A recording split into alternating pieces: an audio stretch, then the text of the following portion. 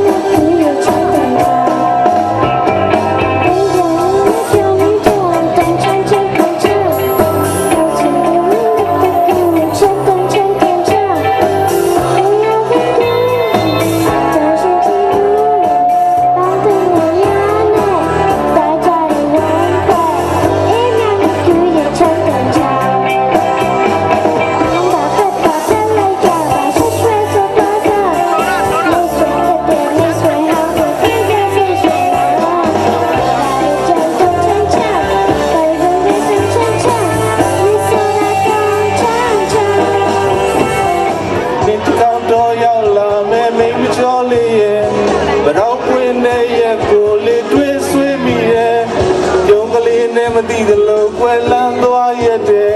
တနေ့တစ်ခေါက်မိုးမောင်ကိုလေးကွယ်ခွာလာတနေ့တစ်ခေါက်တော့ရောက်လာမယ်မိမချောလေးရဲ့